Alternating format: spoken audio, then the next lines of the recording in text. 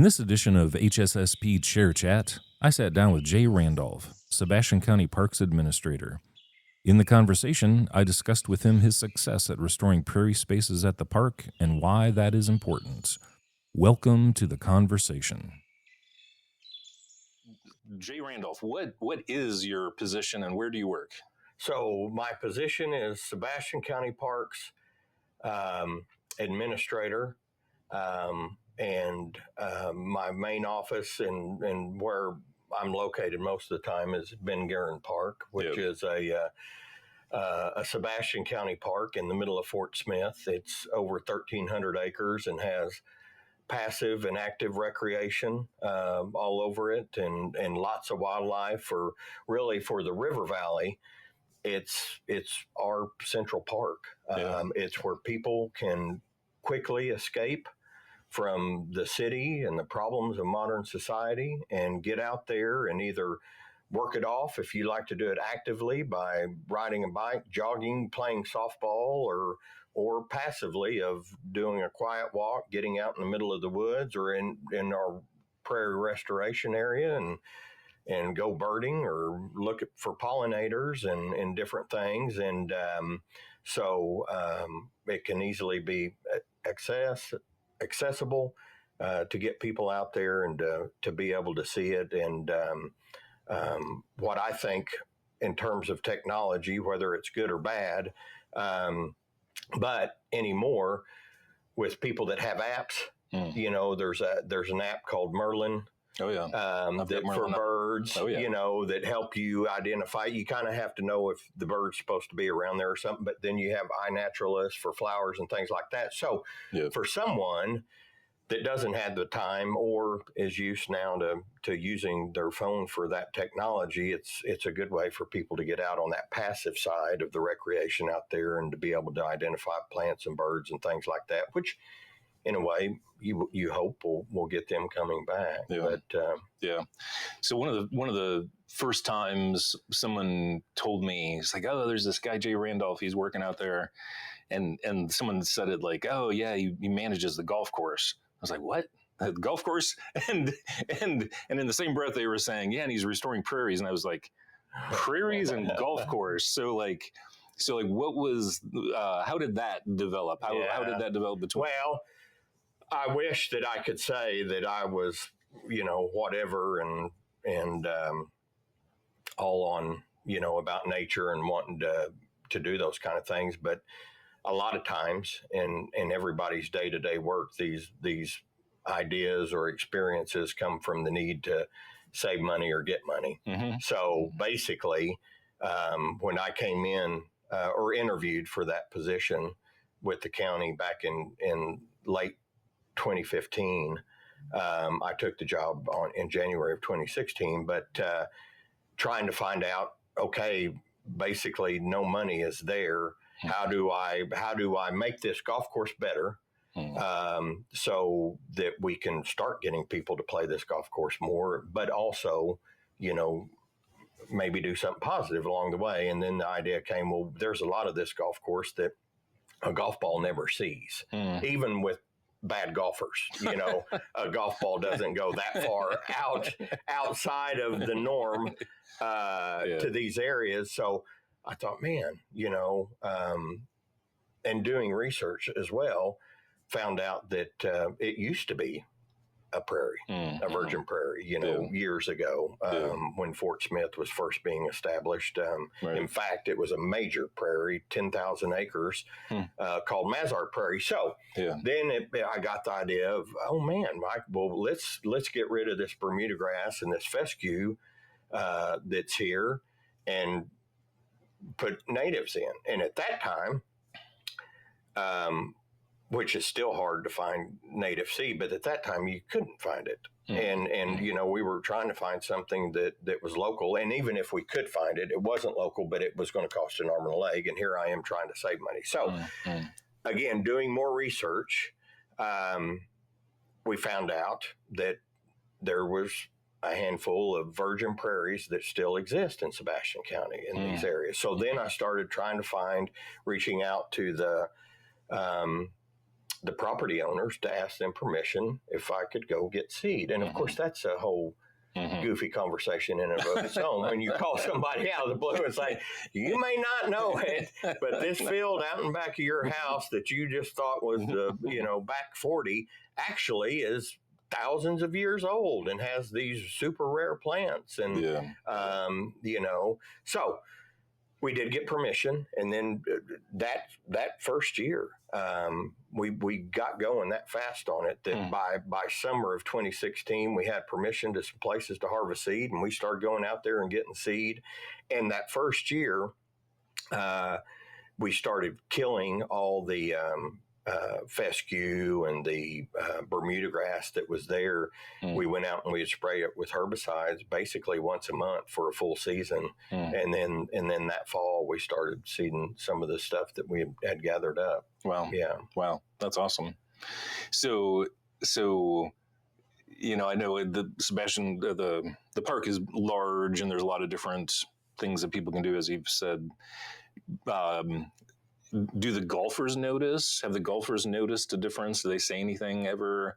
I'm sure other people, like going for a hike or whatever, come upon those things and may know it. But, are the golfers aware? Yeah, the golfers were aware. And we certainly, in the very beginning, when we were in the process of spraying these plots out, these prairie units, as we call them out there, that's one thing that we did, because what we didn't want to do is have them in the wrong spot, invest all that time harvesting seed and all that. And then once we get into the golf playing season again, that we made a mistake and balls were going in there. Yeah. And so what we did is we bought some red dye, and in the dormant season, after we had sprayed some of these areas out, we would just go through and spray red dye, because a lot of the dead grass it just looked dormant. It had that straw color to it, so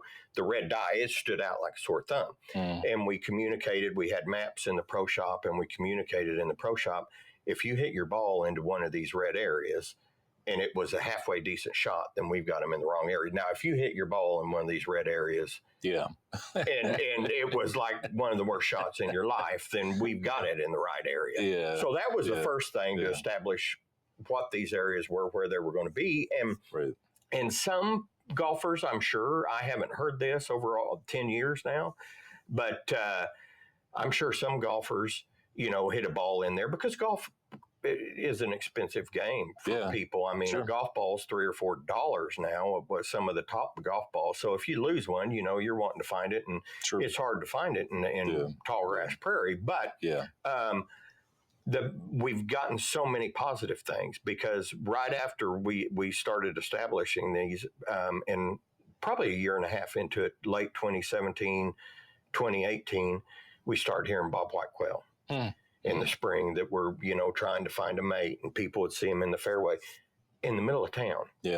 So it's that old adage, if you like wildlife or you like to hunt, then you like habitat. Habitat is how they came in there. And of course, once we started getting these pollinators established, pollinating plants established, we started seeing more and more pollinators that were coming in, one of them being the Diana fritillary, which is our state butterfly. For the first 2 or 3 years, we didn't see any of them. And then we started seeing them. And again, they're not on the endangered species list and of conservation concern in the state of Arkansas, but they're still a more rare butterfly to find. I couldn't say that I know what that looks like. So we started seeing them out there. Now, I don't know if it was because our pollinating plants, our wildflowers we started getting more and more of them, and all of a sudden it's on their radar. If I'm not sure the reason, but they started showing up, and they've been there ever since. Well, you kind of answered the last question I was going to ask you was, but I'd still like to hear you say it kind of just summed up, why care about this? Why is this important? What is the significance of restoring prairie? Well, part of it is what I just said, is that a lot of these birds, insects, plants themselves, things that, you know, the native prairie, whether it's short grass, tall grass, or mixed, is still not real understood, because as soon as, you know, millions and millions of acres from Canada all the way down through Texas, and all the way over to Colorado, New Mexico, and on the other side of Illinois, and all the way down. And then you've got patches in the southeast as well that were there. But as soon as European settlers got in there, I mean, that stuff was getting plowed up. And it's not like, you know, any assessment was done then, and not much has been done since then. So there's still a lot to learn about prairies and how they function, and what we don't know about, you know, internally under the ground, in the soil, how those things are interacting. You know, can some of those things be used to reestablish old agriculture, you know, to make it better, whatever. So there's lots of things to look at there. But I think a lot of things that why this is important, other than the obvious, which we just talked about. But I really like the idea of how public lands, parks, golf courses, etc., can really help with that next stage of basically having these areas as seed repositories. Because now that we've established these areas, our oldest prairie units out there, again, some of them are that first year, 10 years old now, and we've got enough of those plants, even though we still harvest seed every single summer. Our plants are mature enough now that they're producing seed on their own. And so not only can the public, again, in Ben Geren Park's case, literally be minutes away from any place here in a town that's 100,000 people to get out there to and to see these plants and animals that are out there. But if another park in our area, another wherever it may be in Arkansas or in eastern Oklahoma decides to do something in the same position we were, they can't afford seed. Well, come over and start harvesting seed, you know. So now we've got this seed repository.